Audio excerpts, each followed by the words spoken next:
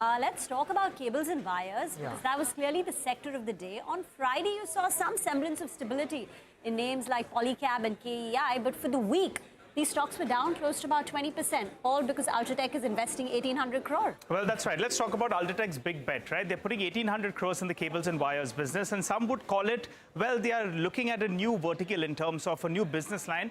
Some were questioning, though, what about the capital allocation? Well, the Aditya Birla Group itself, they have been very, very adventurous of late.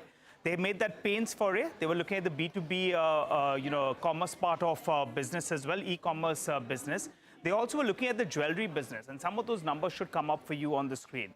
So for the past few years, the Aditya Birla Group itself, well, they are betting on various businesses, whether it's in the jewelry space, the fashion retail business as well. They went ahead, they've done some M&A in the ethnic part of the business. They also went ahead and, in fact, they bought some stake in Ron. And besides that, they also got the manufacturing and distribution rights for Reebok. So basically, they have been quite adventurous. Now they've set their sights on the cables and wires business. And for that, they're putting 1,800 crores over the next 2 years or so. Why does UltraTech want to get into the cables and wires business? Well, the industry itself is growing quite well, 13 to 14%. It's moving from 80,000 to around 1 lakh crore approximately. They're saying that maybe some part of the raw material could come in from the group company, which is Hindalco. And basically, they're looking at strengthening UltraTech Building Solutions business, and that's one of the key focus areas. Remember, the cables and wires business has better ROC business, is a better ROC business, though margins are a little bit dilutive. So let's bring the big numbers up for you in the screen. They're going to be putting 1,800 crores. The total revenue potential will be around 7 to around 8,000 crores with margins around 10-11% approximately.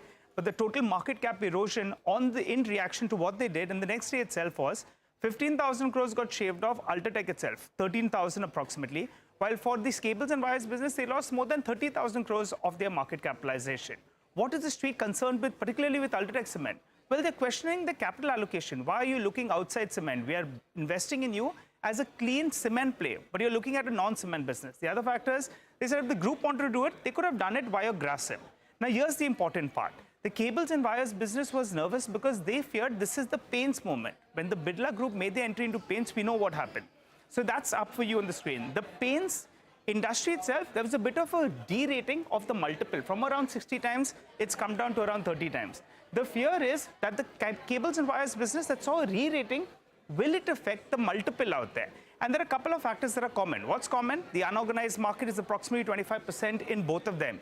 But there is a difference. Why? There were a few number of players in the paints business that dominated the market. For example, close to around 6 players had 90% of the market. While in the cables and wires business, well, you have not more than one player that has more than 17 to 18% or thereabouts. And that comes up for you in the screen. The market leader only at around 17%.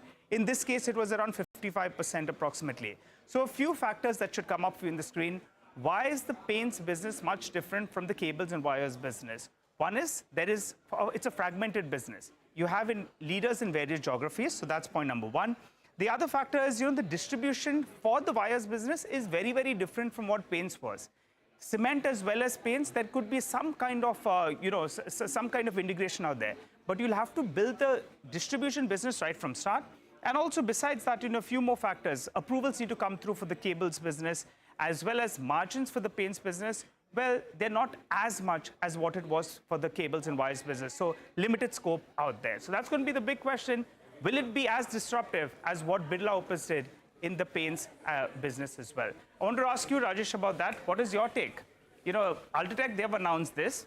Everyone was unhappy. UltraTech shareholders said they don't like this. Cables and wires shareholders were like, this is going to be an intense competition.